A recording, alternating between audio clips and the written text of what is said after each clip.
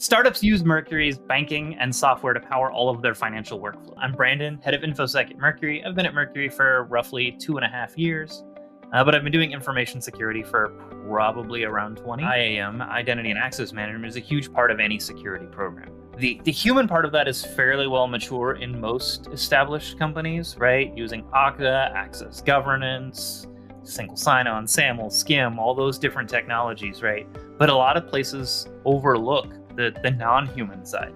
API keys, credentials, machine access, right?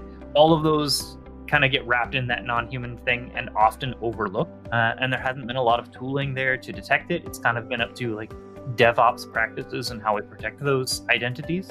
And so now, using something like Astrix, we have a way to build out those programs with a little bit more maturity. When we were doing the POV with Astrix, that was when, Dropbox Sign had their little breach. We weren't actually Dropbox Sign customers, but it was still in use in our environment. Whatever third party we were doing business with, they used it. And so to be able to see where that fourth party access was, where like our employees were using their services, was really quick and easy to kind of clean that up. Probably took us 30 minutes max to go through and remediate that for the, I think, 15-ish accounts that were impacted there. Whereas without Astrix, we would have had to go in, search our logs for all of these OAuth connections, figure out the IDs, and kind of like reverse engineer all of this to figure out which one was Dropbox Sign. But Astrix took something that could have been a day or two of work and made it 30 minutes.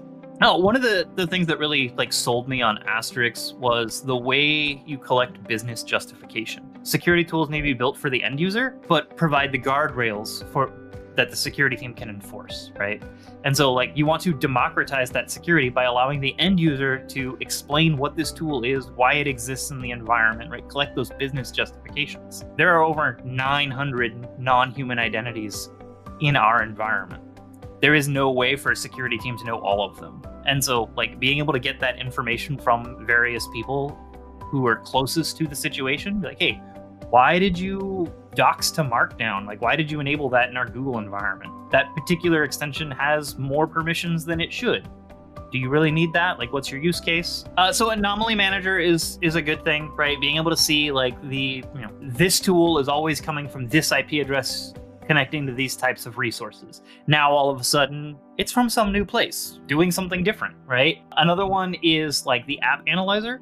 Slack is a good one. We're a very Slack heavy company, and people request all the time to, can I use this app? We've got the approval workflows in place, but we can just, take that stuff, drop it into the analyzer, and, do some analysis before it's in our environment to really understand who's running it, what kind of access it needs, where it's coming from, all that kind of stuff. I mean, NHI security is not a new field. It is still identity and access management, but it is a portion of that field that has been often overlooked by security teams.